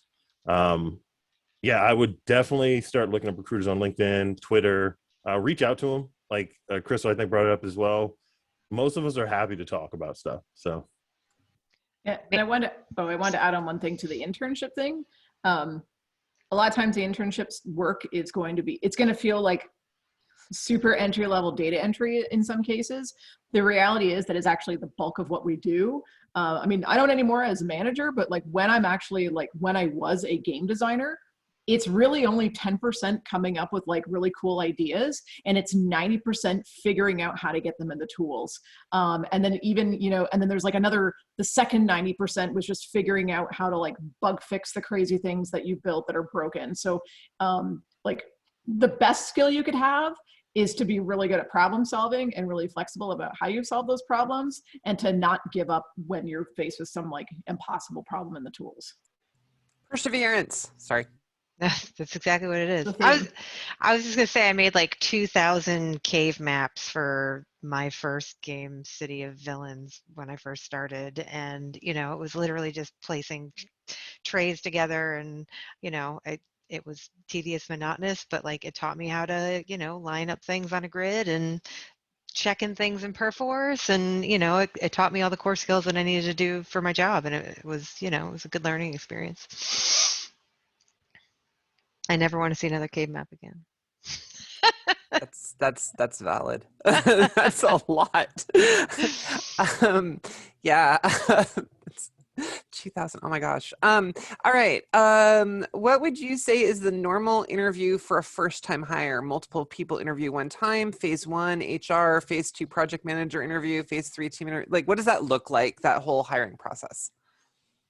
I think they're going to be different at different places. You know, I think for, you know, Crystal and I have worked together at places, and we've done internship programs. And, you know, we have reached out to folks, and, you know, it's just been the two of us. And then it does become kind of a group interview where there's a couple people in a room, and it's just designers, and it's a few phases with different designers. Typically in a, you know, maybe when it's not an internship and it's an entry-level position, you know, you're reached out by a recruiter, and you'll have a phone screen with a recruiter for the first time, and it'll be about like a 30-minute, you know, phone call, kind of seeing if your skill set matches. And then if the recruiter feels that like, yes, your skills match up with the thing, you'll meet up with the hiring manager of that department, or you'll have a phone call with the hiring manager of that department, or the, you know, the lead of that department, say design, for example. So you'll be like the design lead.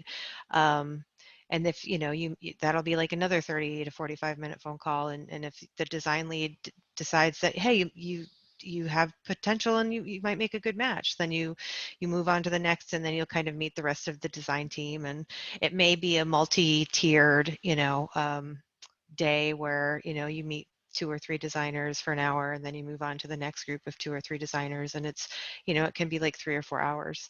I've seen it, I've heard different places, you know, do it differently, but that's kind of been my experience so far in my professional career. Yeah, assume it can be a process. Sometimes it can take a couple of weeks for the hiring manager to just go through all the resumes through whatever system they use for cataloging that information. So you may apply and then just not hear anything for a few weeks about whether they'd like to move forward or not. The one thing I want to throw out there, just for when you're interviewing, because I find that interviewing is a skill set, and it's hard for people to get interviewing experience, especially if you go someplace and you're there for 10 years and you just don't interview. In your interview, never stop talking. And by that, I mean, keep offering more information about the question to give the hiring manager something to go on. So if, you know, you talk about a thing and I say, you know, how did you go about solving that problem?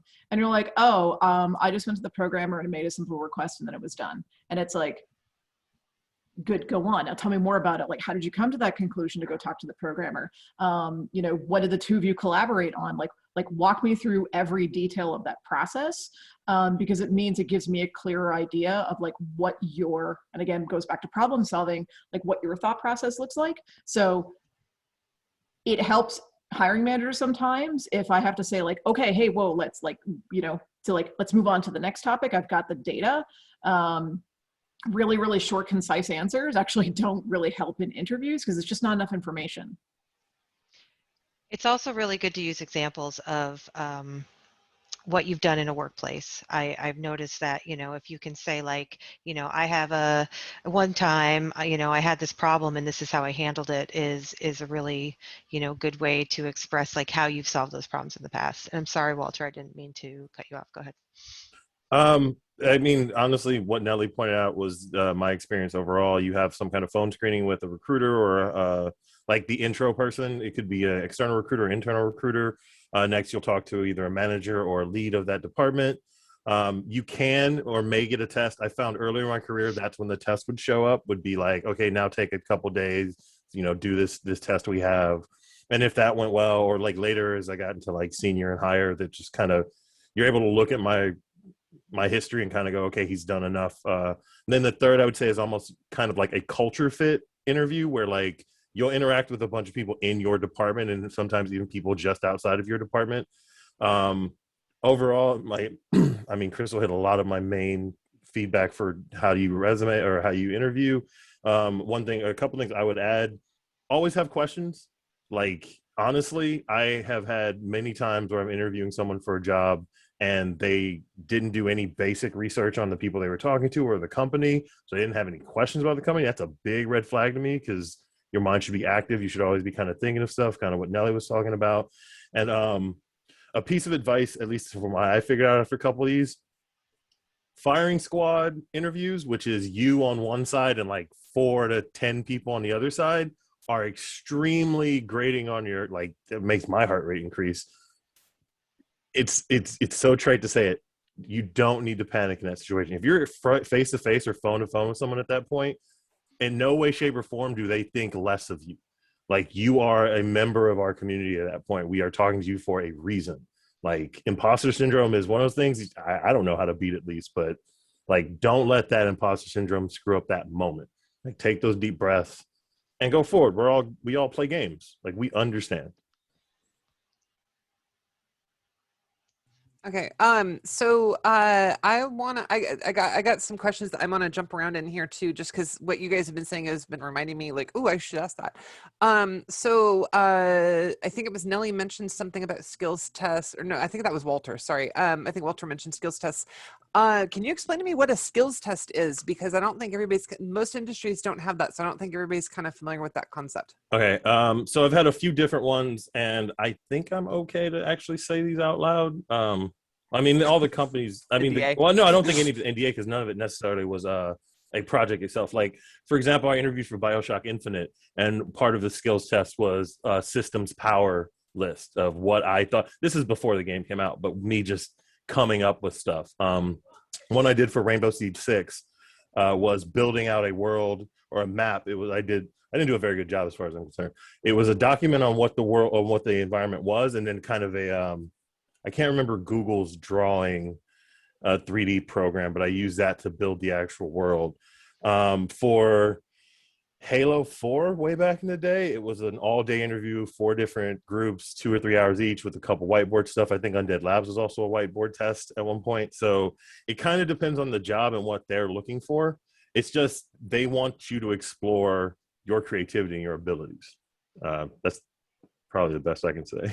Yeah, they want to see how you think. You know, they want to see how you solve problems, and they want to see how you, you know, you are able to design for the problems that they're looking to be solved a lot of the times.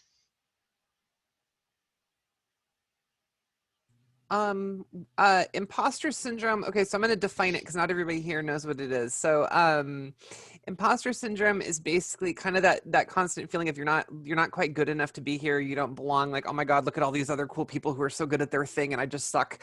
And that seems to be like, you know, being around in the college community as much as I am, that seems to be a really like constant discussion. I don't know, and like in other industries I'm part of, like education, I don't hear about it as much. So this is kind of a two-parter, is why do you think imposter syndrome is such a big issue in the game industry specifically? And then do you have any tips for like how you personally try to beat imposter syndrome? I still have it. You know, and I think it's one of those things that, you know, I struggle with all the time. And I think that it really comes with just kind of you know, a lot of just reassuring yourself that like, no, you do deserve to be here. You work really hard and you're really good at what you do, right? Like, and you know, I think a lot of it,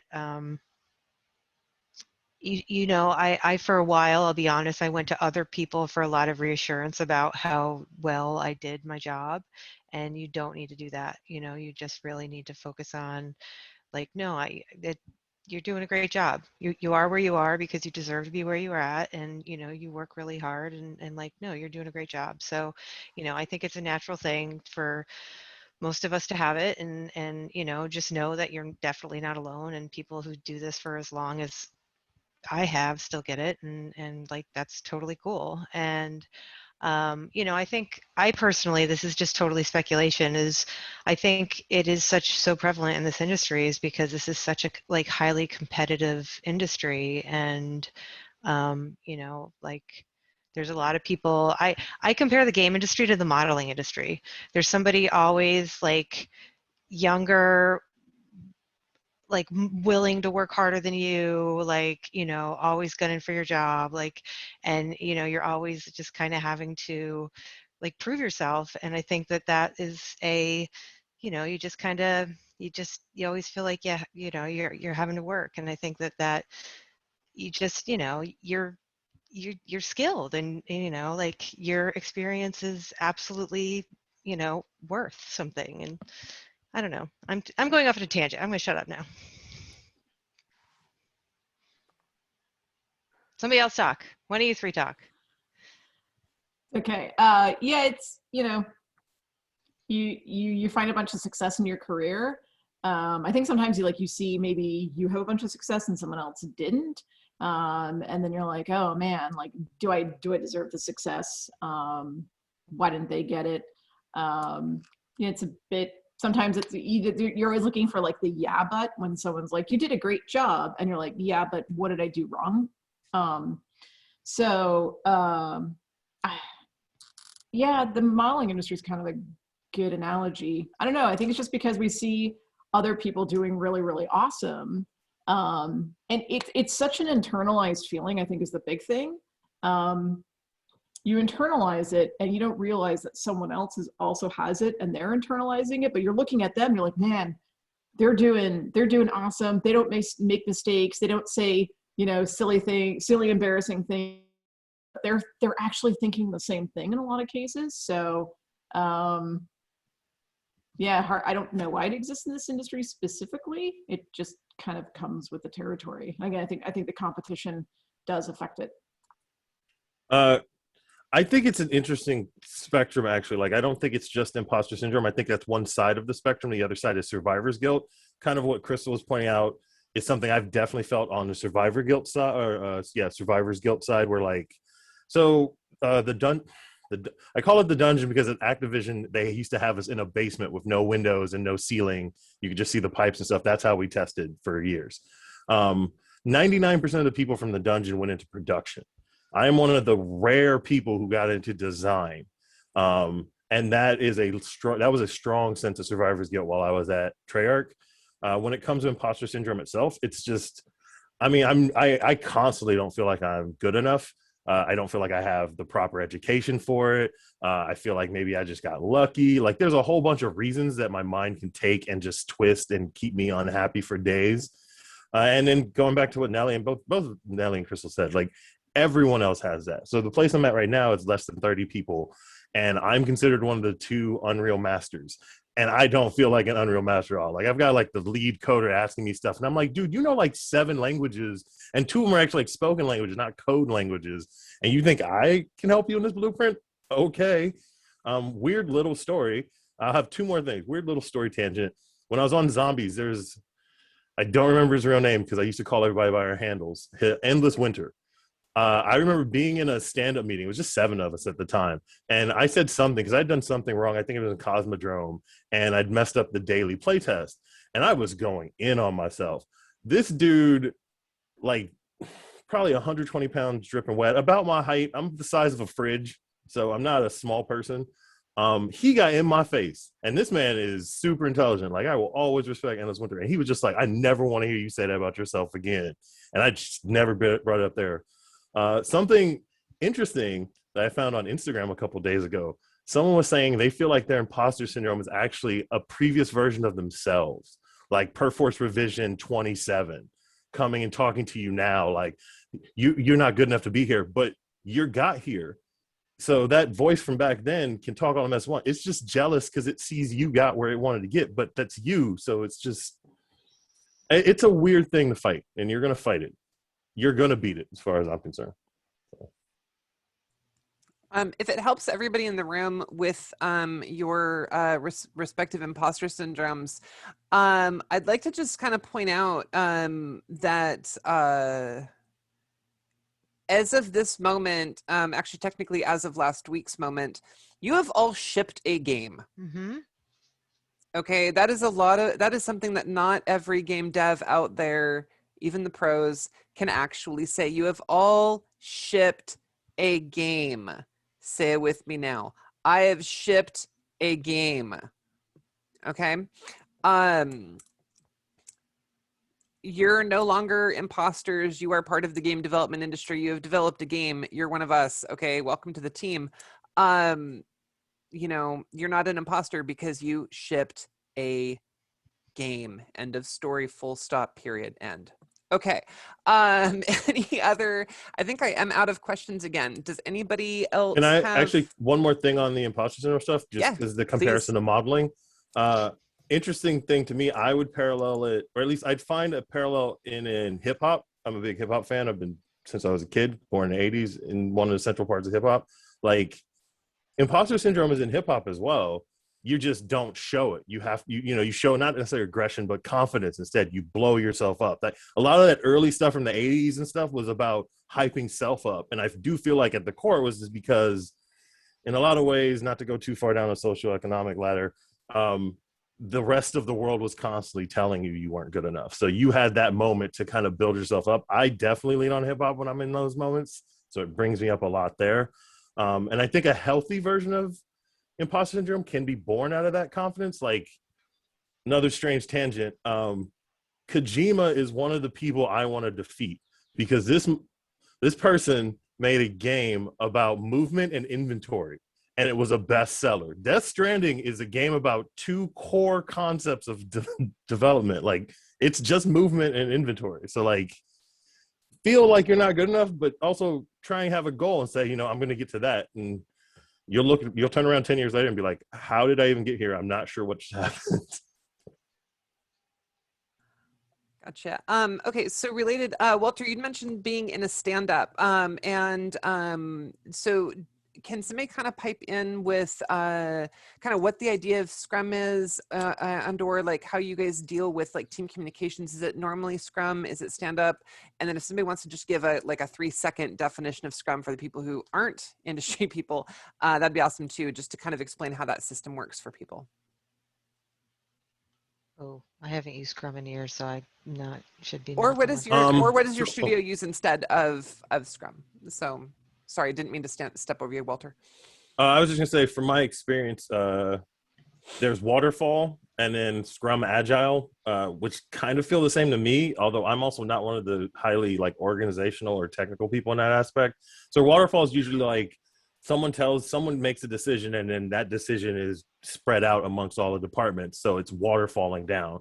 Scrum Agile is usually you have an idea and you get one person from every discipline to as best you can. Sound can usually be hard to do because they only have a limited amount of people. And it's more about working together to reach that goal. And so ownership is a bit different. Also, just the day-to-day, like Waterfalls, in my experience, much more like they come up with the feature, they come up with the stuff they want to see, the tasks are all made, and you're just given tasks. And when the tasks reach some arbitrary milestone moment or interval, it's all reviewed, and then the powers that be kind of come through and decide and pivot. Agile Scrum's a bit quicker iteration, usually when done well. You're talking to each other every day, which honestly you should be doing anyway.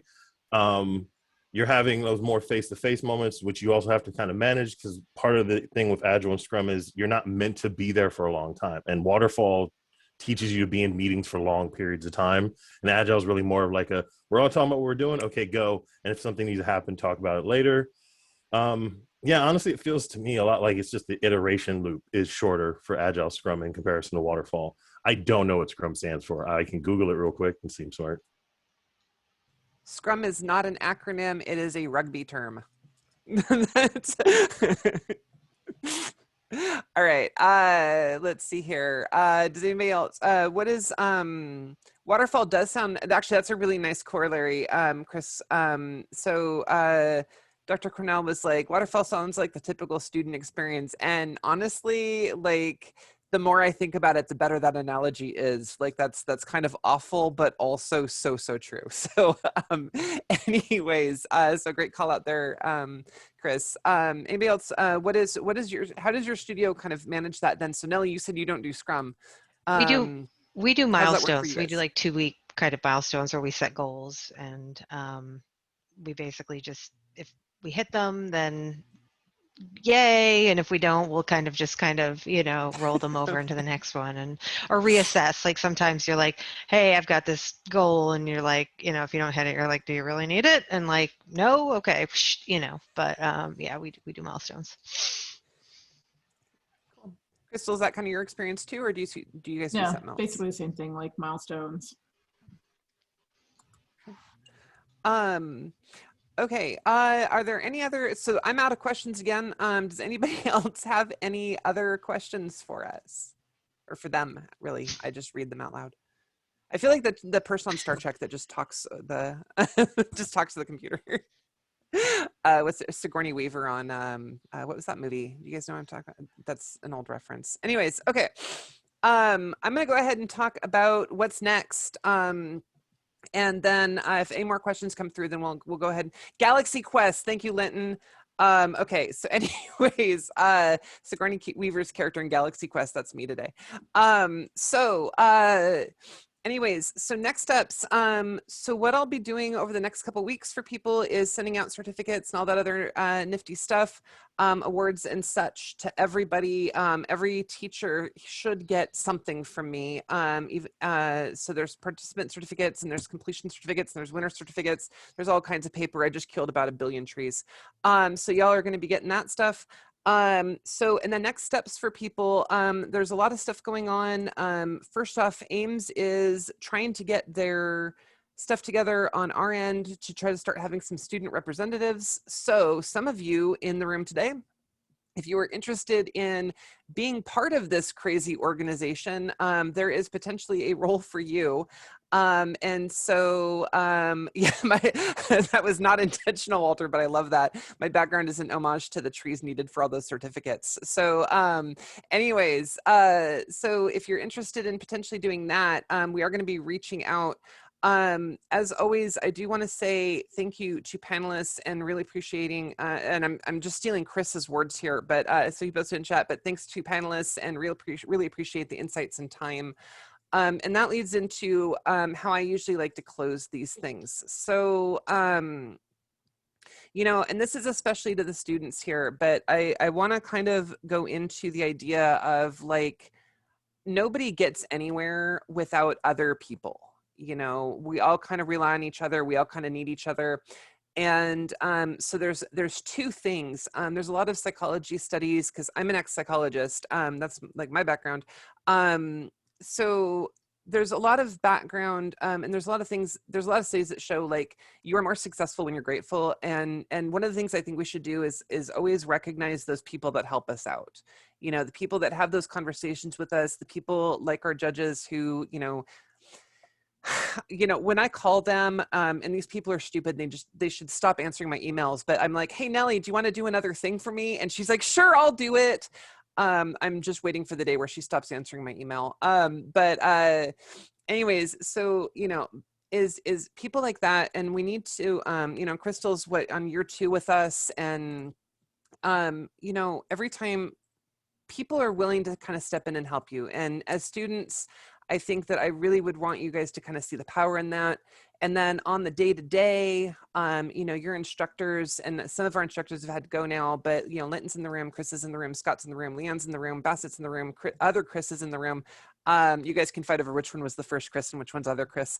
But you know, every single day, these people are in the classroom dealing with you guys, and then your parents and all these other people. And we all want the same kind of thing. We want everybody in our team to be healthier. And, you know, it was a separate issue, but Scott said a couple years ago, you know, that to me, and I was going through some stuff and Scott was trying to help out and I was saying, thank you. And he was like, you know, the team is only healthy if the whole team is healthy. Right. And so we all want everybody to be stronger. And so I think being grateful there is an important thing. I'm grateful to everybody who helps out with everything involved in this crazy competition, because I obviously love it and I'm glad that other people love it too. But then the last step there is your next step. Someday, you know, you guys are going to go off and be professionals, and some of you guys are going to be game designers, and that's awesome. And some of you aren't, and that's cool too. Wherever you land, there is going to be some high schoolers or early college people or even industry vets of 20 years that still have imposter syndrome, who need help, need reassurance, have questions. And I just want to encourage you, you know, there at some point, somebody's going to need 5 minutes of your time. Give them the 5 minutes, answer the questions, help them out, be their backup, be that supporting mechanism. You've all had some really, really awesome supporting mechanisms over your high school careers and hopefully your next steps through college and your, you know, your next set of adventures. When you're in a spot where you can do it, be that person for the next person. Okay, pay it forward. All right. I think that about wraps it for this year. So, oh, Scott has just put in a link to, wow, that's fast. That is a lot faster than I get things done. Oh, that's our contest page. Okay, I thought he was done with the web page already. I'm like, wow, that's really fast. But yeah, there is the Ames website, which is the itch.io. Oh no, that is the Ames website. I misread that. Okay, it just had a very similar URL. Hit up ames.team has got our showcase for this year, including all of the games and everything else.